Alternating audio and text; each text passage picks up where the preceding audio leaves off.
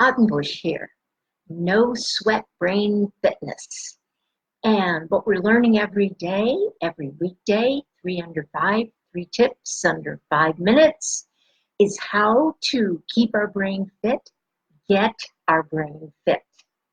Join the top authors and researchers as I translate their material into implementable or strategies really that can be implemented into our everyday life. So here we go.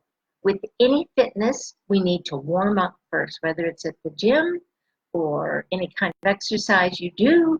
But for brain fitness, we have to do the same thing. So take in a nice deep breath all the way to the bottom of your belly. Hold it for 2. Slowly exhale. One more time. Bring in a nice deep breath. Hold it for 2. Slowly exhale. Okay, get on your hat and we are going to the mental gym. We have been working on energy and brain fitness. Energy is key for brain fitness for everything in life. Everything is connected through energy. So the first E, because we've been using the letters of the word energy, the first E was energy management, first time management, because we're really more into time management and we run out of energy before our tasks are done at the end of the day. So obviously for brain fitness, we have to have energy management.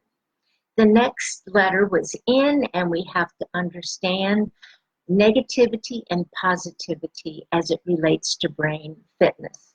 The next E was effort, and that is so critically important because the brain functions on effort. It releases a substance in the brain, myelin, which coats the neurons, which allows information to move more clearly, smoothly throughout the brain. So energy and effort is absolutely key. R was rest, because we're either all on or all off. Off being sleep, on is that we're just running. But the brain needs to have active rest breaks in the middle of the day. Today, we have G. So normally, we've just been taking one letter per day, but for our 3 under 5, I'm going to take this for 3 days because the G is so critically important. What is it? It's genius. We all have that within us. We all keep hearing it. Everybody says it. But how do we activate it? And with all the research in science these days, we are understanding it more and more in ways that we can absolutely implement every day. A book you might be interested in is Peak Performance, The Science of Expertise, and it will blow you away. So I'm just going to, over a few days here, consolidate some of the things that really help us understand genius, and then through brain fitness, how we bring it into ourselves.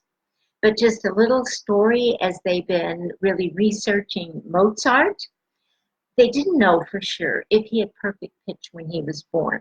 But what they have been doing research on is with children that are 2 years old to 6 years old, with just brief sessions every day over a year to a year and a half. Now remember, these are 2-year-old to 6-year-old. By the end of that time period, they have perfect pitch and they have learned it. So what that says to us as adults is that we have so much more potential that we can learn, that we just took genius as something that we were born with. But as we understand and study more what genius is made out of through the brain fitness, we can do it and apply it into our life. Okay, 3 under 5. The first one is what they have discovered with genius is that people completely surround their environment with visual things. Like with Mozart, it was music all around the house, like uh, sheets of music and instruments of music. With the family that had three girls that became chess masters at a very young age. There were books about chess, there were chess sets, there were pictures of chess players.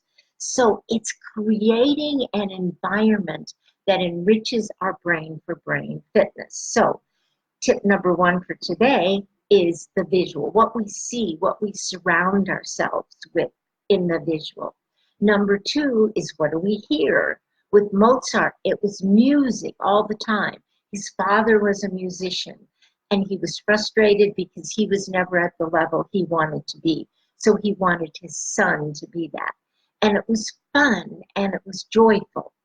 So what we need to do is we need to hear. First was see, second is hear.